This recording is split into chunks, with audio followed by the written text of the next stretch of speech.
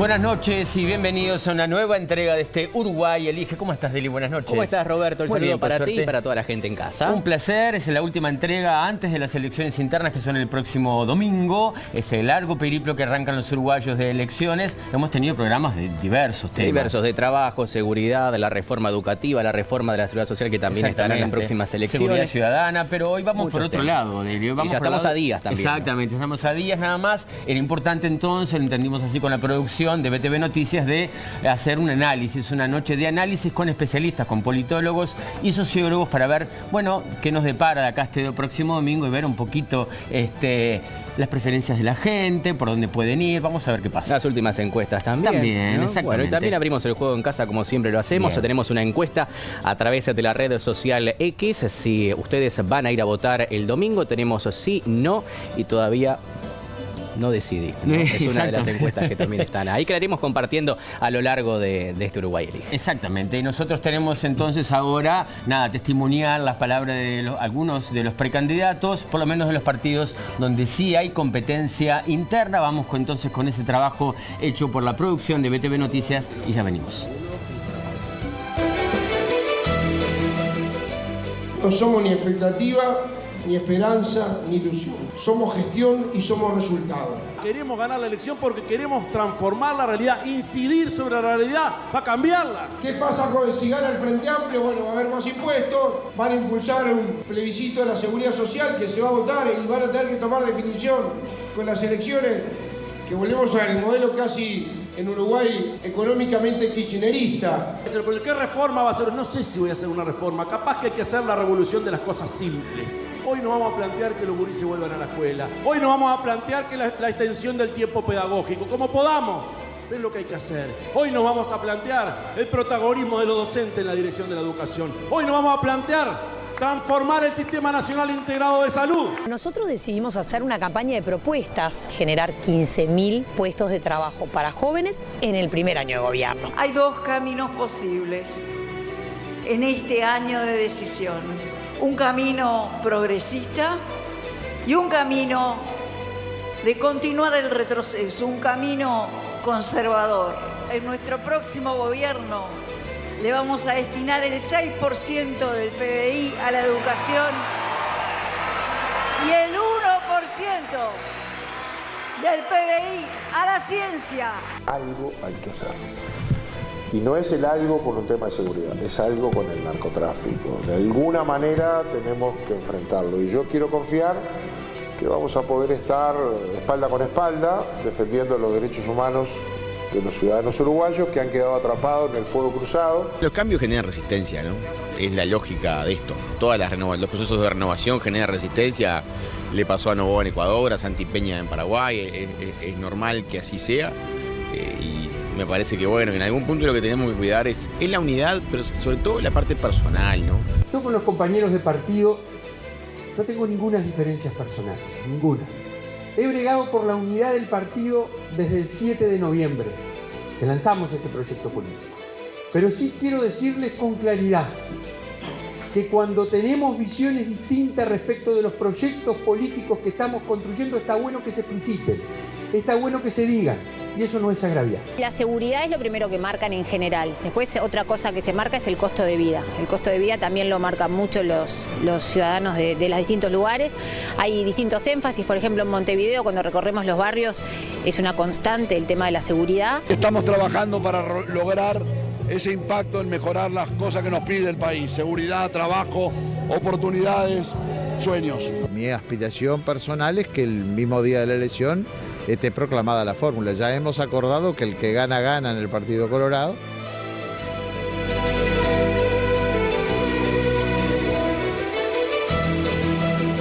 Bueno, ya abrimos el juego acá, ya estamos con Eduardo Botinelli, director de la consultora Factum, sociólogo especializado en sociología política, élites políticas y élites empresariales. ¿Cómo estás, Eduardo? ¿Qué tal? ¿Cómo están? Muy bien, muchas gracias por estar con nosotros. Y bueno, para hacer un resumen de lo que han sido las internas en los últimos 20 años, ¿verdad?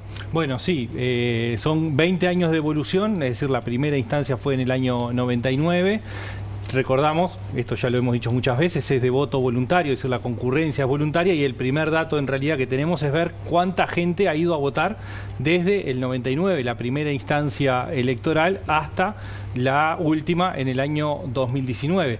El primer gráfico nos muestra justamente cómo evolucionó esto desde el 99, justamente, donde votó el 53% de la población. Era la primera vez que se habilitaba la elección interna, es decir, la primera vez que se ponía en práctica, y hemos tenido un proceso descendente en la participación, con escalones, digamos, ¿no? Es decir, una primera participación de un 53% de los habilitados, después pasó a un 46, 45%, después bajó de nuevo al 37%, y en la última estuvo en el torno del 40% la participación, ¿no? Entonces tenemos una tendencia que es descendente, con una pequeña recuperación en la última.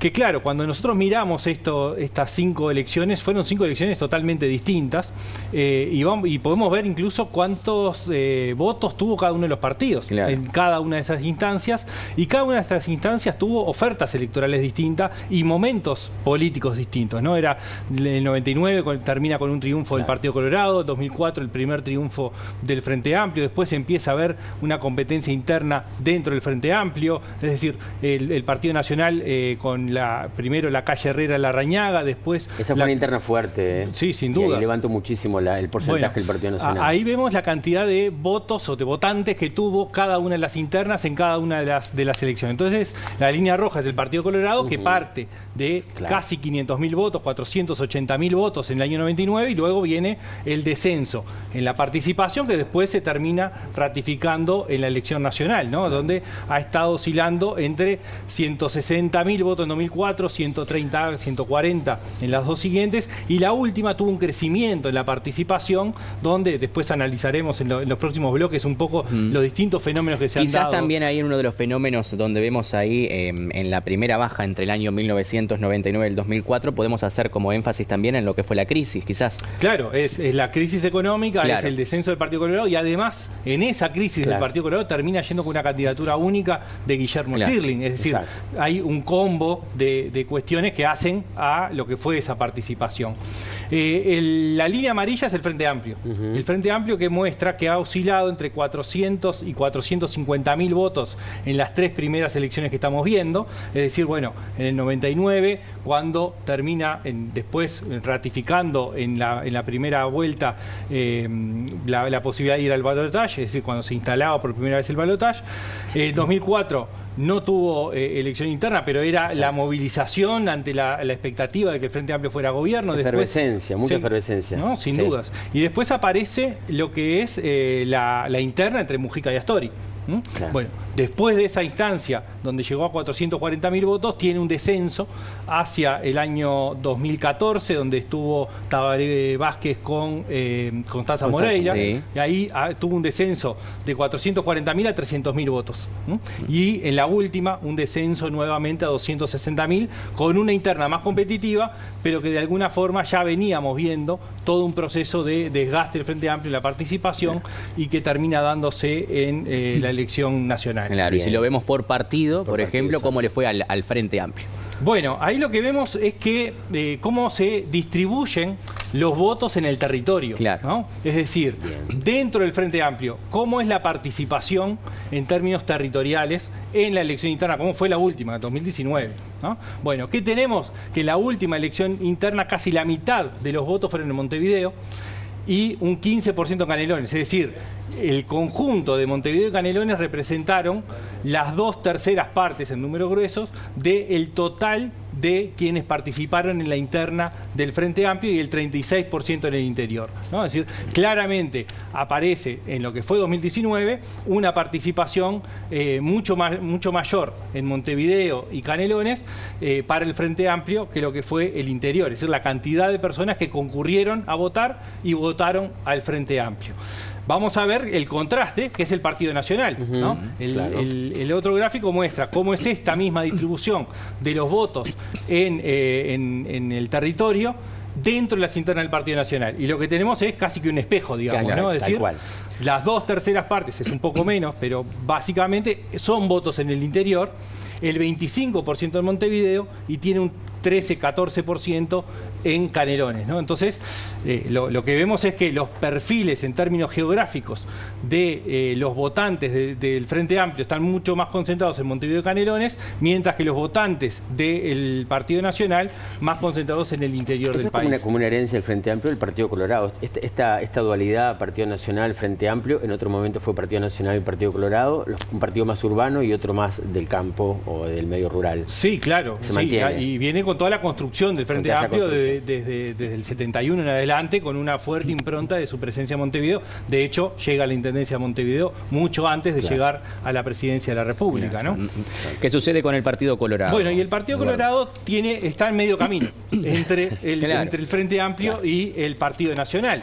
El Partido Colorado tiene la mitad, o tuvo en el 2019, la mitad de sus votantes en el interior del país y la otra mitad entre Montevideo y Canelones, con una fuerte presencia de Montevideo. Entonces, claramente lo que tenemos es que la participación ha ido cambiando, ha ido descendiendo, y que cada uno de los partidos ha tenido participación distinta en el territorio, es decir, la participación de sus votantes en el territorio. Bien, ¿qué pasa con la gente? ¿Está al tanto de las fechas realmente de que, bueno, que las elecciones internas son el 30 de junio? ¿Cómo ha evolucionado a medida que nos acercamos a la fecha? Bueno, la última encuesta nacional Factum que realizamos entre el 1 y el 11 de junio, una de las preguntas que ya hemos visto varias veces en BTV es efectivamente si la gente sabe cuándo son las elecciones. Bueno, dentro del mes de las internas, bueno, el 44% sabe o sabía en ese momento que eran el 30 de junio. Fecha exacta. Fecha exacta. El 21% sabía que eran en junio. Es decir, tenemos un 65% de la población que dentro del mes que son las elecciones sabía que en junio había elecciones internas. La otra mirada es que la tercera parte de la población, estando en el mes de las elecciones internas, no sabe en qué fecha se iban a realizar. Este es un primer punto interesante porque tiene que ver con la participación. Para participar en algo primero hay que saber cuándo son, ¿no? Es decir, es el ABC, digamos. Bueno, hay un tercio de la población que no sabe en ese momento, primero al 11 de junio, eso tampoco es tan antigua, pero muestra que hay un desconocimiento importante. Sin embargo, 2/3 partes conocen la fecha, por lo menos que son en junio, es decir, la fecha exacta o que son en junio. Y no opina el 27% que vemos en imágenes. Ahí es como preocupante también, ¿no? Porque eso también se puede ver reflejado en o no tener conocimiento o simplemente no querer ir a votar. Sí, es que básicamente esa gente, la que no opina o la que dice cualquier otra fecha fuera del calendario electoral, claramente está alejada de la posibilidad de ir a votar, ¿no? Es decir, no tiene conocimientos para expresar una fecha, porque vemos que hay otras opciones, ¿no? Que fueron, o sea, esto es una pregunta abierta que después codificamos, pero gente que decía que eran en julio, agosto, septiembre, otros que confundían con octubre, otros con noviembre, pero más allá de eso, que suman un 6%, hay un 29% que tiene desconocimiento. Ustedes igual, de todas formas, esto mismo lo abrieron dentro de la sociedad, tanto por área geográfica, tanto por edad, por clase social. Es bien interesante esa lectura también. Bueno, esto muestra sí el perfil que ya hemos visto en estudios anteriores, que hay un sesgo de quienes tienen más probabilidad de ir a votar. Este es el conocimiento, no es la probabilidad de ir a votar. Sin embargo, en general tiende a haber una relación importante en ese sentido, en que en Montevideo hay más conocimiento, la participación no necesariamente es así, por lo que vimos, los partidos traccionan en forma distinta en el territorio.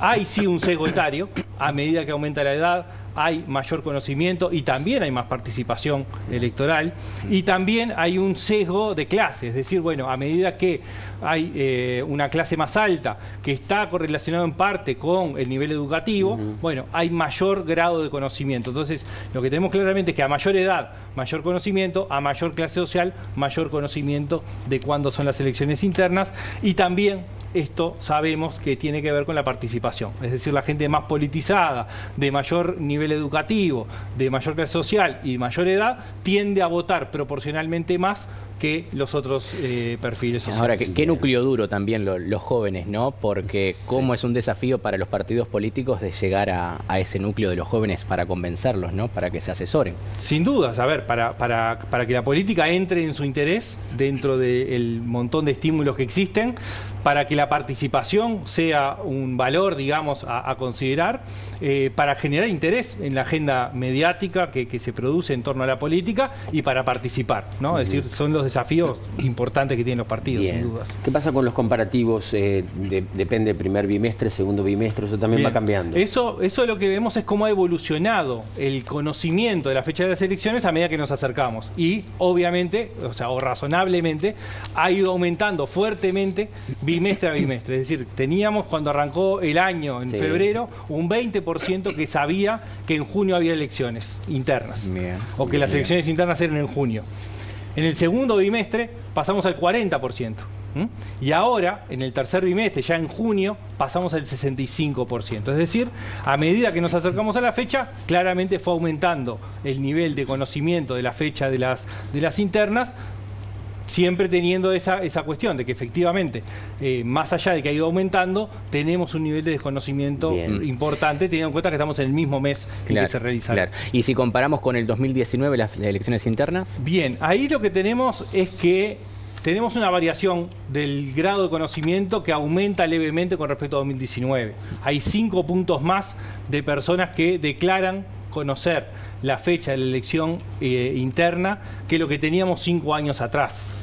Es decir, hace 5 años teníamos un 60%, ahora un 65%. En términos macro, es una foto parecida.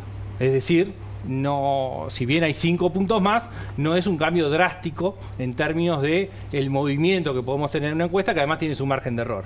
Sin embargo, las dos, ¿no? Sin embargo, sí vemos que hay un nivel de conocimiento levemente mayor en 2024 de lo que había en 2019. Ya yendo a este último bimestre, mayo-junio, ¿cuál es la propensión en este 2024? Bueno, acá lo que tenemos es, primero, la declaración de ir a votar. Claro.